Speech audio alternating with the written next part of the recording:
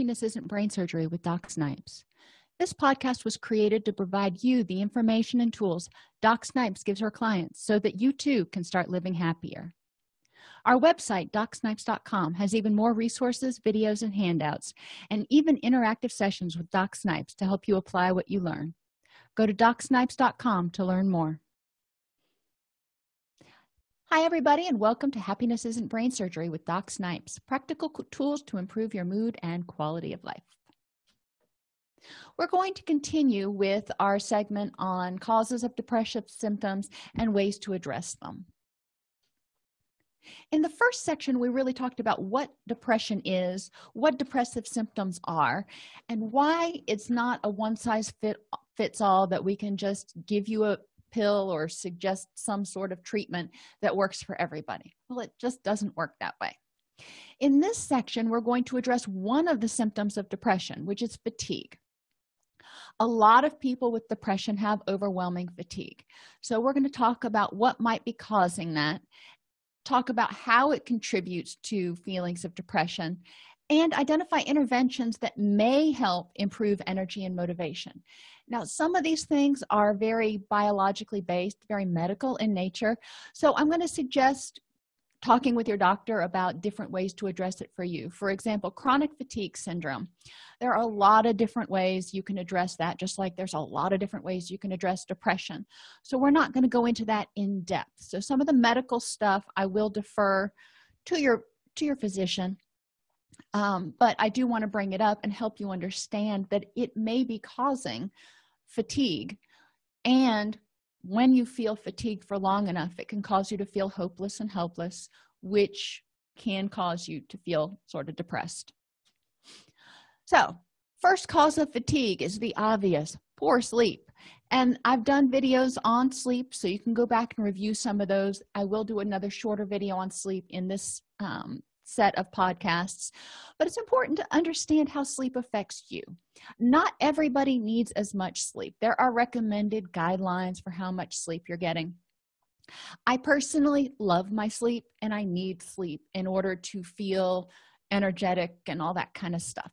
So I know for me that making sure I'm getting quality sleep and enough quality sleep is imperative to keeping my mood and happiness where I want it to be. One of the things that you can do to monitor your sleep, obviously you can go have a sleep study done. That can get expensive, and it's only a snapshot in time.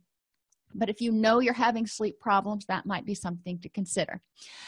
Another thing you can do is get one of the fitness trackers. And there are a lot of different companies that make fitness trackers that do track your sleep and tell you the different stages of sleep. So when you're getting deep sleep versus light sleep. That can help you kind of track and understand how your body works. For example, caffeine has like a 12-hour half-life, or it's supposed to, but I know that if I've had caffeine, and from watching how my sleep patterns go throughout the months, I know if I've had caffeine after about 10:30 in the morning, my sleep the next night is going to be really mucked up. And it's not just until after 10:30 that night. My sleep is not going to be quality for quite a while, or maybe even all night long. We'll talk more. Well, when you ingest certain chemicals like caffeine has a 6-hour half-life, which means it takes 6 hours to get out of your system half the way. It takes 12 hours to get completely out of your system.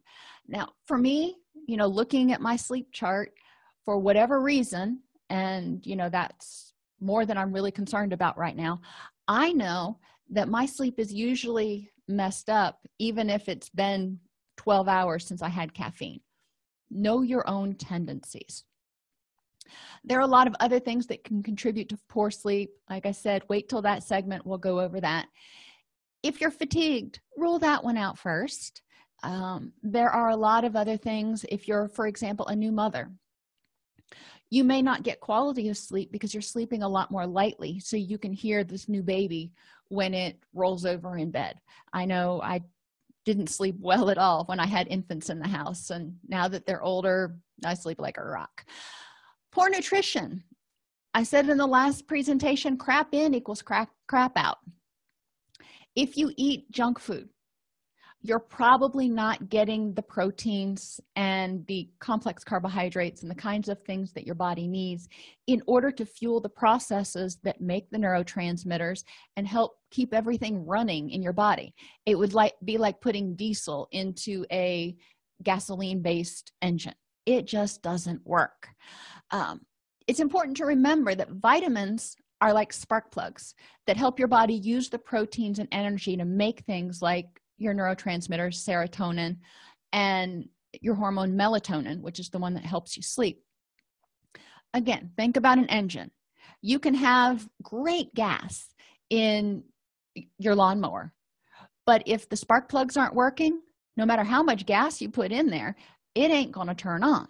So you need to have vitamins, which come in like real foods, and you also need to have the energy. So good nutrition, I'm not saying fanatical, but good nutrition is really important in order to make sure that your body can use the good food that you're taking in.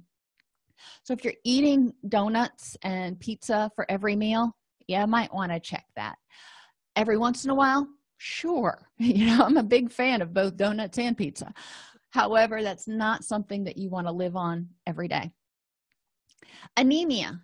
And there are a lot of things that can cause anemia. Basically, you want to look at your nutrition, make sure you're eating iron-rich foods, your green vegetables, your red meats, if you're not against eating red meat. If you think you might be anemic, have your doctor do a blood test. Generally, they'll look at that when you go in for your annual physical. Not enough calories.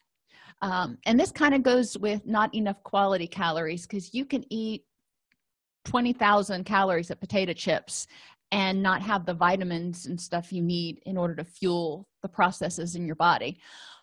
So that's one point, but not enough calories, because there's a lot of people who are consistently or on and off on diets, and they restrict their calories to the extreme, so they're not getting enough energy to fuel their body. You need to make sure your body has enough energy. A good nutritionist, and some physicians are comfortable consulting with you on that, but a good nutritionist can help you figure out what your nutritional plan should be. Now, I want to emphasize here that in most states, and every state that I know of, but I haven't really researched it super in depth, but I know in most states, providing nutritional prescriptions, nutritional advice is restricted to licensed or registered dietitians and licensed nutritionists. So personal trainers and people who have a certification from somewhere in nutrition, while they can provide you education, knowing what works for you and making a nutritional prescription really needs to be done by your physician and or nutritionist. I say that because I too often hear personal trainers and coaches making meal plans for people, and that just can be so dangerous, especially if people have certain biological needs. Insulin resistance means your body doesn't process carbs like it should. And again, there's a fair number of reasons for that. A lot of that is because we eat highly processed foods, but this is something that if you tend to eat lunch and then shortly afterwards feel really crappy, you might want to talk, same thing with any meal, but you might want to talk to your doctor about whether you've become insulin resistant and if there's anything you need to do about that, because insulin resistance in some people can be a precursor to diabetes. So you want to check in on it sooner rather than later. But if your body's not processing carbs, which are your instant energy, if you will, then you're going to feel fatigued. So you need to make sure that if you give your body fuel, it can actually use it. Caffeine overload. Now, I am a huge fan of coffee, but I learned the hard way that too much caffeine for too long is not good. It causes your body to basically run on air when it's supposed to be running on energy, and you're artificially causing your body to run hotter or run longer than it's really supposed to, because it's not, and you're throwing everything out of whack. So cut back on caffeine. And it's hard. It's not something that most people are going to do overnight. It's a weaning process. Again, you can get headaches, you can get all kinds of side effects from this, but you will probably find that if you're able to back off on your caffeine in a sensible way, that your energy levels are more constant throughout the day, instead of being really high and then really low and then really high and then really low. So pay attention to that. If you think that's an issue for you, something to consider working with your treatment team. Food allergies. Some people who have gluten intolerance or other food allergies find that when they eat those foods, not only do they get an upset belly, but they also feel extreme fatigue, partly because a lot of your nutrition is absorbed through your GI tract. And if it's all mucked up because of this food allergy, then you're not getting you're not extracting the nutrition you need to from your foods. There can be a lot of food allergies. I would say start simple, talk to your doctor. Most doctors will tell you to do what we call an A/B test. Eliminate one food at a time. If you feel better, then keep it out of your diet. That's going to be between you and a nutritionist and or your doctor, what you feel you can actually eliminate versus what you need to cut down on or modify in some way. Dehydration. You wouldn't think about it, but dehydration actually causes not only fatigue, but foggy head. 1% dehydration can actually cause you to have difficulty making decisions. Well, I drink plenty of fluids throughout the day, you might be telling me. Well, that's wonderful, but we need to look at those fluids. Since I haven't been drinking caffeine, I notice when I go to restaurants for lunch that a lot of restaurants, everything they offer besides water often has either high levels of caffeine or high levels of sugar or both in them. And caffeine contributes to dehydration. So you don't want to go out and be drinking a bunch of caffeine and say, well, I'm hydrated. Actually, it's just the opposite. You just reduced your hydration even more. When I was little, I used to go out on the boat with my father, and that's a misnomer that a lot of people in Florida kind of get wrong. When they go to the beach or when they go out on the boat, they bring alcohol and Diet Coke or some other caffeinated beverage, both of which are diuretics, both of which will reduce your hydration. So when you have your normal 64 ounces of water, if you're even getting that much, that's great. But if you've had caffeine or alcohol, you need to drink more in order to more water, not more caffeine or alcohol. You need to drink more water in order to compensate for that. Some people say a 1-to-1 ratio. So if you drink 8 ounces of a caffeinated beverage, you want to drink 8 ounces of water to go with it. Options, switch to something decaffeinated. Look for options that you can bring with you to the beach or wherever you're going that will help you stay hydrated. Stress and anxiety also causes fatigue. Well, why? Partly because it impairs sleep. If you're stressed out, you're probably going to toss and turn and dream and have difficulty getting to sleep and all that kind of stuff. So what do you want to do? First thing is work on some distress tolerance skills. And there are other videos on that, so I'm not going to go into it super deeply. But basically, distress tolerance skills help you take whatever's stressing you out and kind of box it up and push it away for now, realizing you may not be able to change it right now, and helps you put yourself sort of in a different place through guided imagery, or even just actually taking a little vacation, getting out of the office for 15 minutes. Vulnerability prevention also helps with the sleep. Don't drink too much caffeine or alcohol before going to bed. Make sure you're getting enough sleep. Anything that contributes to your stress and anxiety is probably going to impair your sleep. So that's a vulnerability. You want to look at, okay, what things cause me to toss and turn or not be able to get to sleep? Let's start marking those off. If you know that you get on social media, or if you go and start reading the news right before bed. It gets you all fired up. Guess what? Don't do it. Set another time during the day to do those things if you feel you have to do them, so you aren't going to get yourself all worked up right before bed. Stress and anxiety also keeps you idling. If you're stressed out, you stay on this higher level of alertness, kind of like a car in idle. Have you ever watched your gas mileage? I'm obsessive about my gas mileage. But when you go through the city, and if you have to sit at stoplights for a long time, you can watch your gas mileage go down, because you're spending energy and you're wasting energy by sitting at those stoplights. So stress and anxiety are kind of the same way for your own personal energy. And remember, fatigue means there's no energy. So if you're using all your energy idling at stoplights, to use this sort of analogy, then you're going to feel fatigued, and you're probably not going to have the energy to do the things you want to do, which can be depressing. What can you do about it? Be mindful. If you find that you're stressed out throughout the day, or even if you don't know, mindfulness means nothing more than checking in with yourself.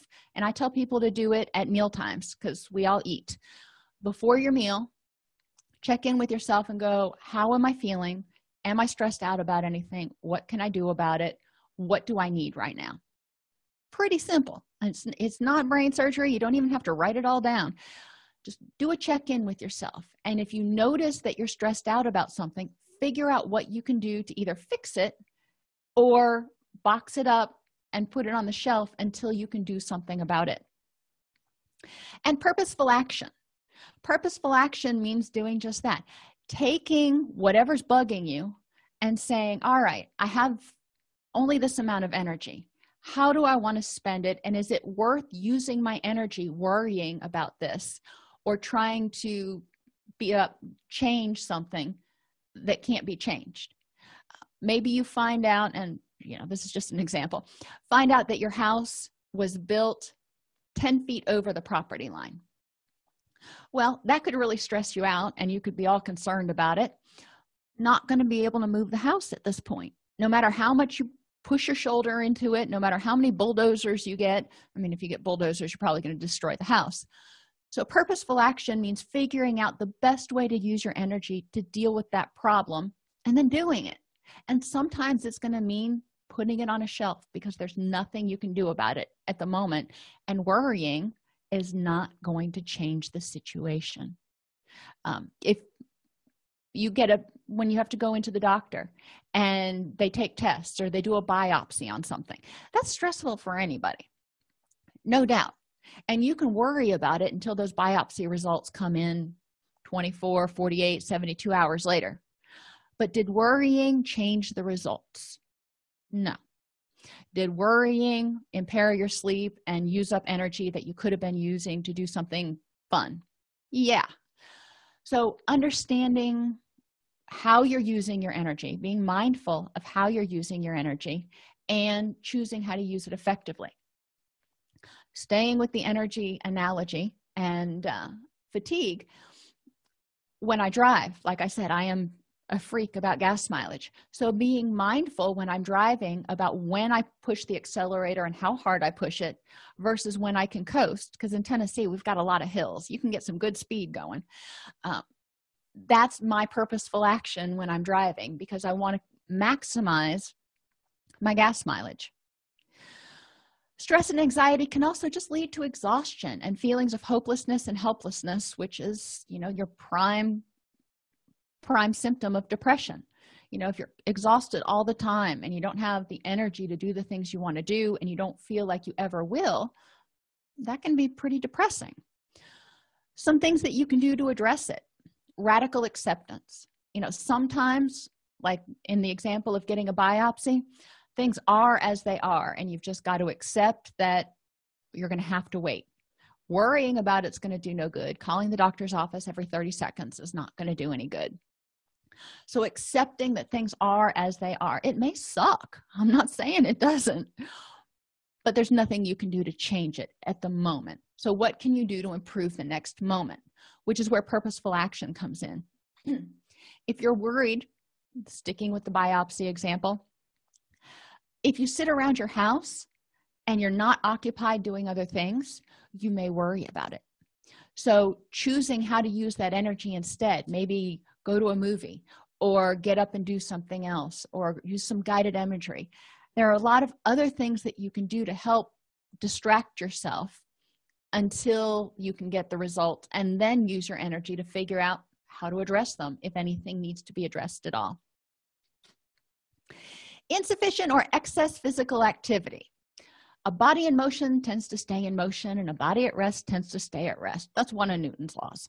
But the same thing is true with us. Like I said earlier, when I was on bed rest with my daughter, I felt achy all over.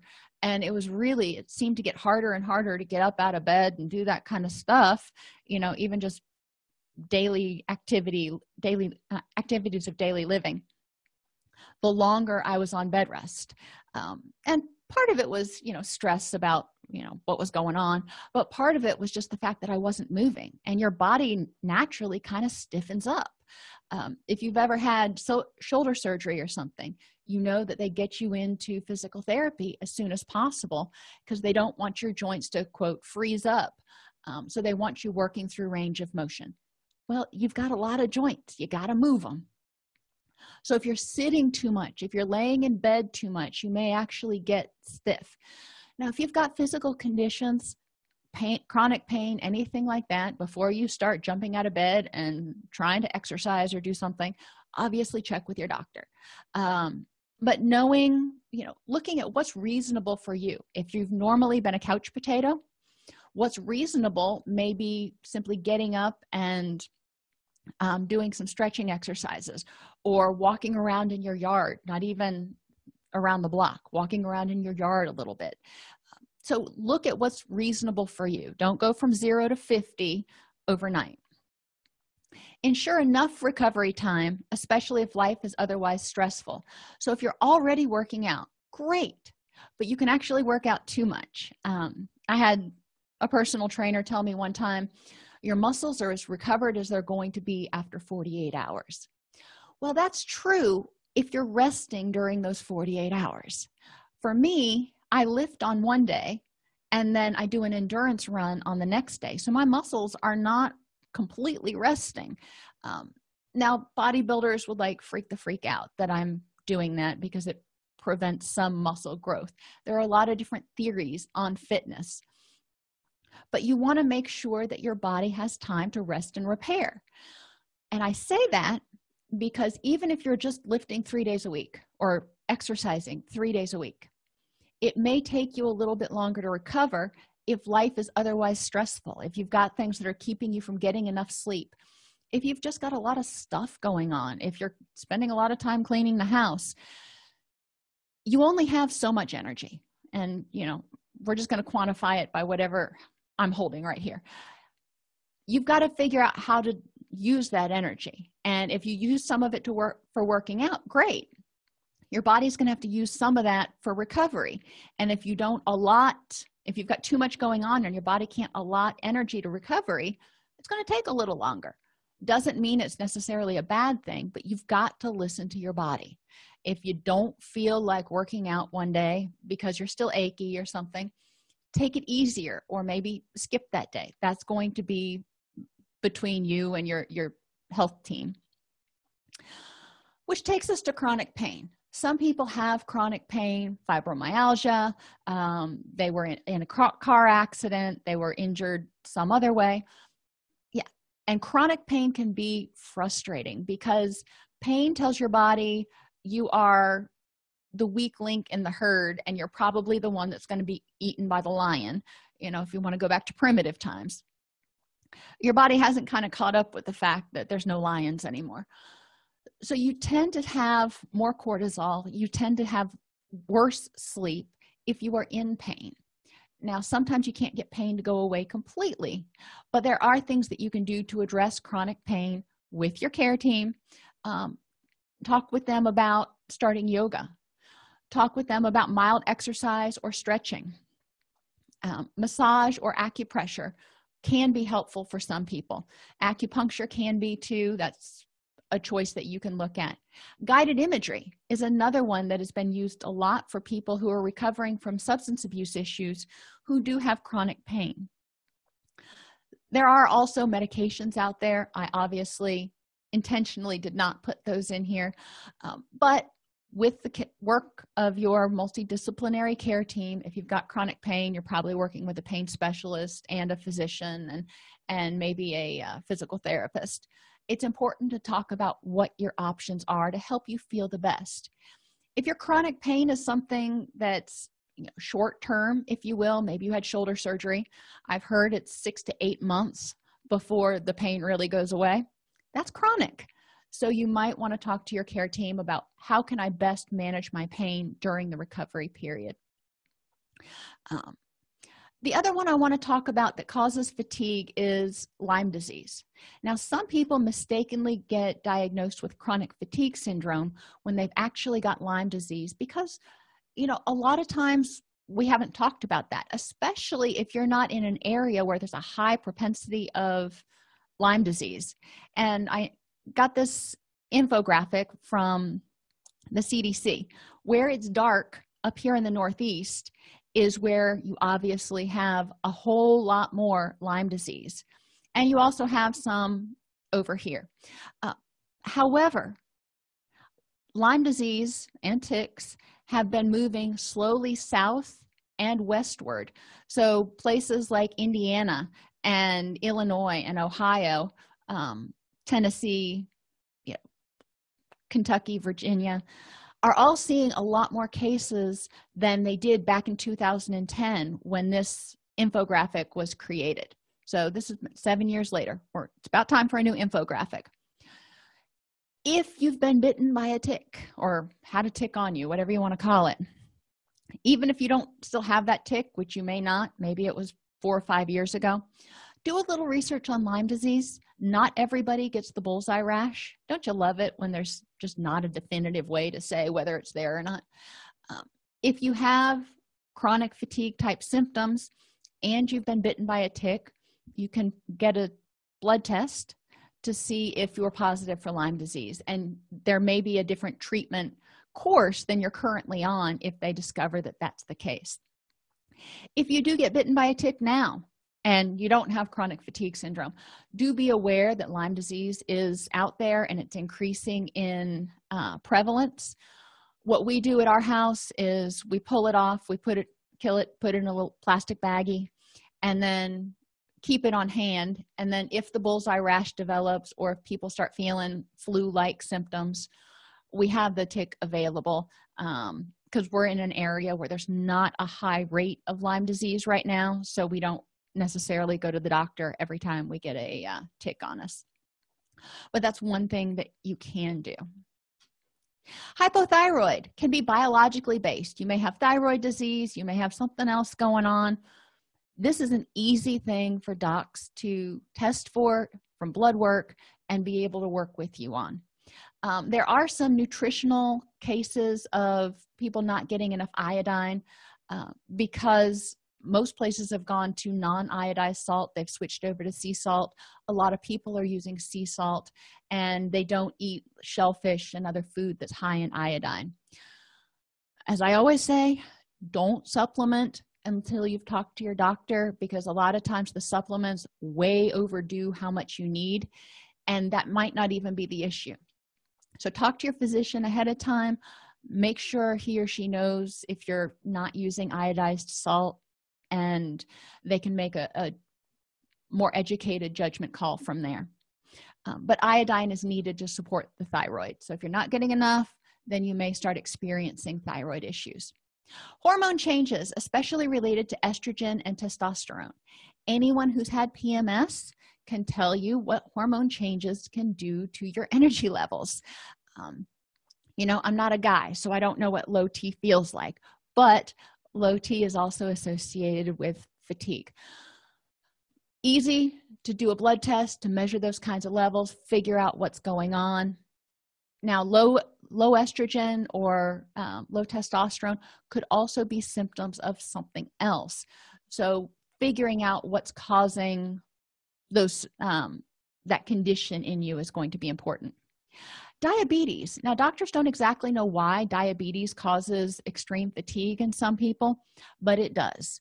So if you are from a family, if you have a high risk of developing diabetes, if you already have diabetes or you have hypoglycemia, it's important to be aware of how that's affecting your energy levels and make steps nutritionally or medically to take care of yourself as best as possible.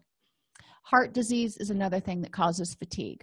Your heart pumps your blood delivers oxygen through oxygenated cells throughout your body. If the ticker ain't working, if the pump ain't pumping enough, you may not be getting enough oxygen throughout your body and you may be feeling fatigued.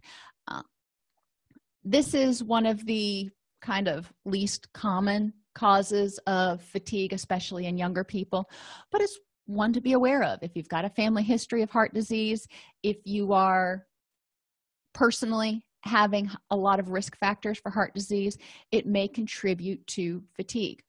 Another thing that contributes to fatigue is just plain obesity. If you are carrying a lot of weight, it can be exhausting. So there's something to be said not only for heart disease and diabetes prevention, but also just to increase your energy levels so you can use that energy to do other things for, reducing your body fat percentage to something that's in the healthy range. Poor sleep almost always causes fatigue, but fatigue is not always caused by poor sleep. Regularly feeling fatigued can cause feelings of hopelessness and helplessness, which a lot of people call depression. If you're feeling fatigued, not on your A game, your body may perceive this as a threat and raise your cortisol levels because it doesn't want you to be that, weak link in the group that gets eaten by the lion. As your cortisol levels go up, you probably will feel more irritable, burn more energy, constantly stay on a moderate alert state, which causes you to feel fatigued over time. Chronic stress can cause fatigue. If you're under stress all the time, you're probably idling almost constantly. It's important to understand that. What would that do to your gas mileage if you just left your car idling all day and all night? Yeah, it would go into the toilet. When a chronic stressor cannot be stopped, sometimes your body's just going to cut its losses and go, you know what? We're not going to be able to fix this. So it pulls back. And there's a whole webinar that I did on the HPA axis and how the body responds to chronic stress. But basically the short version is if you've got a chronic stressor, eventually your body may just say, you know what, can't win this, and pull back all your fight or flight energy and save it for another occasion, which can cause you to feel depressed. Addressing fatigue means looking at your whole body and your lifestyle to identify what can be causing your fatigue. So do an assessment for yourself and then take it to your doc, take it to your treatment team and go, this is what I've got going on. This is what I think might be contributing to it. Let them look at it because they were trained in it in their own specialties, and they may have ideas on things you can do to reduce your fatigue, improve your mood, and improve your motivation. There are some resources that you can look at to get more information about some of the things we talked about today. If you like this podcast, please subscribe on your favorite podcast app. Join our Facebook group at docsnipes.com/Facebook or join our community and access additional resources at docsnipes.com. Thanks for tuning into Happiness Isn't Brain Surgery with Doc Snipes. Our mission is to make practical tools for living the happiest life affordable and accessible to everyone. We record the podcast during a Facebook Live broadcast each week. Join us free at docsnipes.com/Facebook or subscribe to the podcast on your favorite podcast player. And remember, docsnipes.com has even more resources, members-only videos, handouts, and workbooks to help you apply what you learn. If you like this podcast and want to support the work we are doing, for as little as $3.99 per month, you can become a supporter at docsnipes.com/join. Again, thank you for joining us and let us know how we can help you.